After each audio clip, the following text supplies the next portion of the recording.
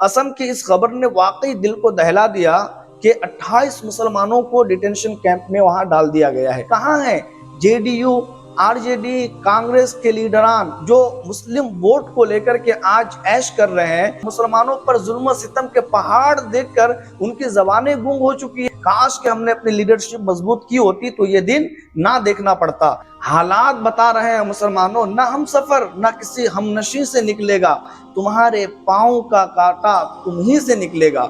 न समझोगे तो मिट जाओगे ए हिंदी मुसलमानों, तुम्हारी दास्तां तक ना होगी दास्तानों में। दरिया बहे और इल्म की मौजें उठे, हिकमतें जारी हो यहाँ से आबशारों की तरह। दोस्तों, हिंदुस्तान में मुसलमानों पर जुल्म और सितम का सिलसिला दराज होता जा रहा है। असम की इस खबर ने वाकई दिल को दहला दिया कि 28 मुसलमानों को डिटेंशन कैंप में वहां डाल दिया गया है। इस वीडियो को देखकर इस दर्द का आप अंदाजा लगा सकते हैं कि लोग कैसे अपने रिश्तेदारों से बिछड़कर बिलक बिलक करके रो रहे हैं।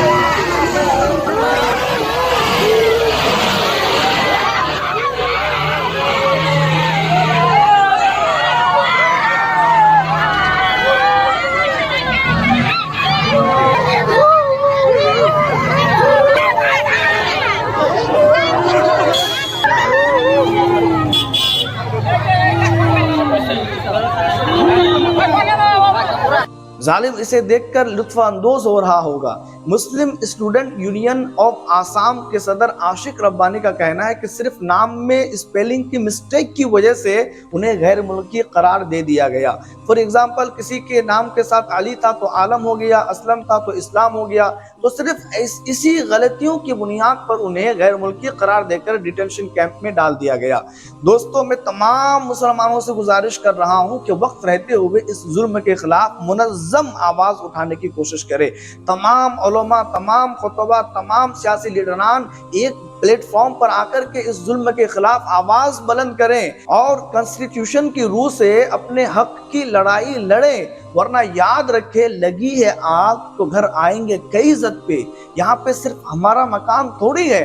याद रखे कि ये बुलडोजर की तरह पूरे हिंदुस्तान में फैशन बन जाएगा और जब मन में आएगा किसी को भी गैर मुल्की करार देकर के उन्हें डिटेंशन कैंप भेज दिया जाएगा। जिस तरह से बच्चे ब्लैक बोर्ड पे ABCD क ख ग का मश्क करते हैं, ऐसे ही ये जालिम हमें मश्क सितम बना लेंगे और हर जुल्म हम पे आजमाया जाएगा। इसलिए वक्त रहते हुए हमें मुनज़्ज़म आवाज उठाने की जरूरत है। और मैं यहाँ रुक कर के अर्ज करना चाहता हूँ कि कहाँ है JDU, आरजेडी, कांग्रेस के लीडरान जो मुस्लिम वोट को लेकर के आज ऐश कर रहे हैं, मुस्लिम वोट को लेकर के आज जो मुल्क में किंग मेकर बने हुए हैं, कहाँ हैं? उनकी जबान से एक लफ्ज भी नहीं निकलता। मुसलमानों पर जुल्म सितम के पहाड़ देखकर उनकी जबानें गूंग हो चुकी है, वो अंधे हो चुके हैं, एक जुमला भी बोलने के लिए तैयार नहीं है। हालात बता रहे हैं मुसलमानों, ना हम सफर ना किसी हमनशी से निकलेगा, ना हम सफर ना किसी हमनशी से निकलेगा, तुम्हारे पाँव का कांटा तुम ही से निकलेगा।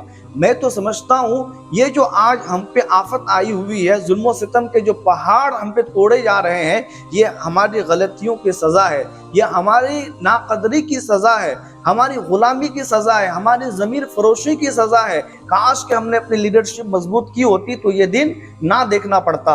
हम कितने बेवकूफ़ लोग हैं। अल्लाह के रसूल सल्लल्लाहु ताला अलैहि वसल्लम ने रहनुमाई फरमाई, एक उसूल दिया कि एक मोमिन एक सुराख से दूसरी मर्तबा डसा नहीं जाता। लेकिन हम इतने बेवकूफ़ और ऐसी बेवफा कौम है कि अपने ऊपर बार बार जुल्म सितम की दास्तान को देख कर भी हम सबक हासिल नहीं करते, बल्कि जो हमारे लिए लड़ाइयाँ लड़ते हैं, जो हमारे हक में आवाज़ बुलंद करते हैं, जो हमें अंधेरे से निकाल कर उजाले की तरफ ले जाने की बात कर रहे हैं, जो हमें जहालत से लेकर तालीम के रास्ते पर गामजन कराना चाहते हैं, हम अपने ऐसे मोहसिनीन को, अपने ऐसे खैर खाओं को अपने पाँव के तले रोन देते हैं। काश कि हमारी लीडरशिप मजबूत होती तो आज ये दिन हमें देखना ना पड़ता।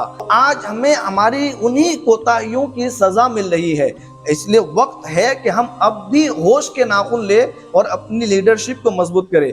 ہم سکھ قوم سے بھی سیکھ حاصل نہیں کرتے، وہ ہندوستان میں صرف 1.72% ہے، یعنی 2% سے بھی ہندوستان میں وہ کم ہے، لیکن مجال ہے کوئی اس کی طرف جو ہے آنکھ اٹھا کر کے بھی دیکھے۔ وہ 2% سے کم ہونے کے باوجود بھی 10 سال تک ان کا بندہ پرائم منسٹر رہا، اور آج آپ 20% کی تعداد میں ہندوستان میں موجود ہے، اس کے باوجود ذلیل ہے، خار ہے۔ یہ کیوں ہے؟ یہ اس لیے ہے کہ تم نے اپنی لیڈرشپ کبھی مضبوط نہ کی اور نہ ہی اس جانب توجہ کی۔ اچھا، یہ لیڈرشپ مضبوط کیا کریں گے؟ بعض لوگوں نے تو یہ تک کہا ہے کہ ہمارے باپ دادا غلام تھے، ہم بھی غلام ہی رہیں گے۔ اس لیے میں گزارش کروں گا کہ وقت رہتے ہوئے اپنی لیڈرشپ کو مضبوط کریں، تاکہ آنے والے وقت میں تمہاری نسل اس طرح سے ماری اور کاٹی نہ جائے۔ وطن کی فکر کر نادا، مصیبت آنے والی ہے، تو جہاں کی فکر کر نادا، مصیبت آنے والی ہے، تیری بربادیوں کے مشورے ہیں آسمانوں میں، نہ سمجھو گے تو مٹ جاؤ گے اے ہندی مسلمانوں، تمہاری داستان تک نہ ہوگی داستانوں میں۔ آخر میں ہندوستان کے تمام سیاسی لیڈروں اور علماء خطباء سے بالخصوص میں مخاطب ہوں کہ آپ حضرات اپنی قوم میں بیداری لے کر کے آئے اور انہیں کہیں کہ اپنے کاغذات کو درست رکھیں، اپنے اداروں کے کاغذات، اپنی خانقاہوں کے کاغذات، اپنے مدرسوں کے کاغذات کو درست کریں۔ اللہ رب العزت کے بارگاہ میں دعا ہے کہ رب تبارک و تعالی ہماری حفاظت فرمائیں۔